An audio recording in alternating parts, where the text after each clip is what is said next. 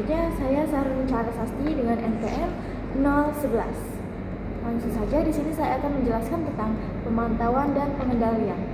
Apa sih pemantauan itu dan mengapa sih pengendalian itu penting? Jadi, pengendalian adalah proses membandingkan, mengorganisasikan, dan pemantauan suatu kinerja. Nah, tautannya perencanaan dengan pengendalian ini ada beberapa. Yang pertama ada perencanaan. Perencanaan itu yang pertama pastinya manajer sudah menentukan sasaran dan tujuan. Serta di dalam untuk mencapai tujuan tersebut, manajer sudah menentukan strategi apa saja untuk mencapai tujuan tersebut. Selanjutnya ada pengorganisasian, yang dimana itu berisi tentang struktur dan manajemen sumber daya manusia di dalamnya. Selanjutnya ada pemimpin, di mana manajer ini penting untuk memotivasi komunikasi perilaku individu dan antar kelompok. Selanjutnya ada pengendalian. Nah, pengendalian ini bisa untuk mengukur suatu kinerja, ya tindakan kinerja itu sudah sejauh mana, sudah sampai mana. Jika ada yang kurang bisa dievaluasi dan ditingkatkan untuk mencapai tujuan yang lebih baik tersebut. Sekian. Perkenalkan, nama saya Kezia Zalaimora Fanifa dengan NPM 2551061018. Kinerja adalah hasil dari sebuah aktivitas. Apa saja yang dihasilkan dari sebuah aktivitas tersebut? Kinerja organisasi adalah hasil akumulatif dari semua aktivitas pekerjaan yang ada di suatu perusahaan. Kinerja organisasi dibagi menjadi dua. Yang pertama adalah produktivitas. Produktivitas jumlah barang atau jasa yang diproduksi dengan dibagi input yang dibutuhkan untuk menghasilkan outputnya. Efektivitas organisasi, sebuah ukuran kesesuaian sasaran dan bagaimana sasaran tersebut bisa tercapai. Selanjutnya ada pengendalian kinerja karyawan. Tindakan pendisiplinan adalah tindakan yang dilakukan manajer untuk menegakkan standar kerja dan regulasi perusahaan. Yang pertama ada menyampaikan umpan balik kinerja yang efektif. Tetapi umpan balik kinerja kadang tidak memberikan hasil yang diinginkan. Yang kedua ada penerapan tindakan pendisiplinan. Contohnya ada kehadiran, ketidakjujuran, aktivitas di luar jam kerja, dan perilaku di tempat kerja. Perkenalkan, nama saya Afifa Jalfonisa dengan NPM 011. Di sini saya akan menjelaskan isu-isu pengendalian kontemporer. Pengendalian di sini maksudnya adalah cara manajer mengatur dan mengawasi agar organisasi berjalan sesuai tujuan. Tapi di era modern ini, pengendalian itu nggak cuma soal nilai sama angka, tapi juga menyangkut tentang budaya, perilaku manusia di tempat kerja. Yang pertama ada masalah di tempat kerja.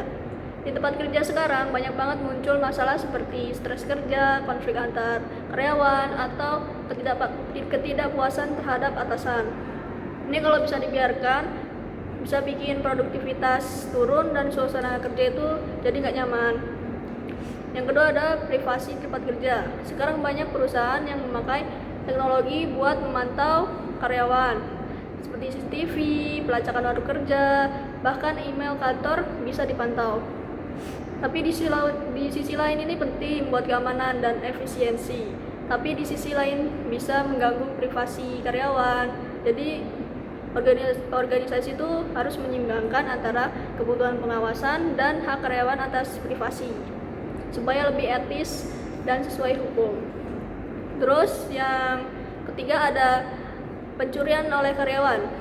Pencurian di tempat kerja itu nggak cuma berupa barang, bisa juga waktu. Kayak misalnya ada karyawan yang sering datang telat, tapi laporannya tuh dimanipulasi atau menggunakan barang kantor itu buat kepentingan pribadi.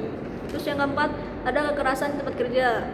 Kekerasan itu nggak selalu berupa fisik, tapi bisa juga verbal, seperti bentakan atau psikologis, kayak meremehkan rekan kerja.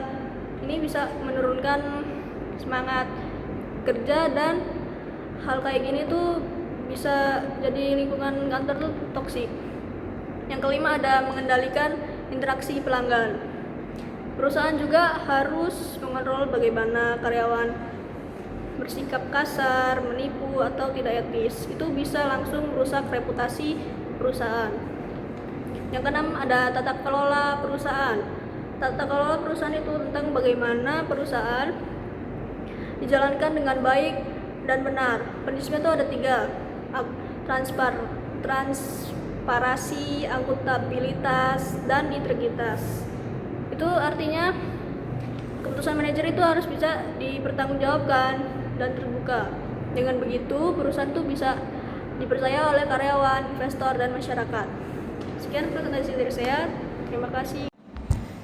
Baik, di sini saya akan melakukan pembahasan mengenai perangkat pengukur kinerja organisasi. Perangkat pengukur kinerja organisasi dapat dibagi menjadi 5 bagian. Yang pertama adalah pengendalian feed forward. Kunci dari pengendalian feed forward adalah pengambilan tindakan manajerial sebelum terjadi masalah. Dengan begitu, masalah dapat dicegah dan bukan memperbaiki setelah timbul kerusakan. Selanjutnya adalah pengendalian concurrent. Bentuk yang paling dikenal dari pengendalian concurrent adalah supervisi langsung. Istilah lainnya adalah manajemen by walking around atau MBWA, yaitu keberadaan manajer di daerah kerja, berinteraksi langsung dengan para karyawan. Semua manajer dapat mengambil manfaat dari pengendalian concurrent, karena pengendalian itu membantu mereka memperbaiki kesalahan sebelum kesalahan itu menjadi lebih memakan biaya. Selanjutnya ada pengendalian feedback, yaitu pengendalian dilakukan setelah aktivitas dilakukan. Pengendalian feedback memiliki 2 keunggulan. Yang pertama, feedback memberikan informasi yang berarti bagi manajer mengenai keefektifan usaha perencanaan yang mereka lakukan. Kedua, feedback dapat meningkatkan motivasi. Orang-orang ingin mengetahui bagaimana kerja mereka, dan feedback memberikan informasi tersebut.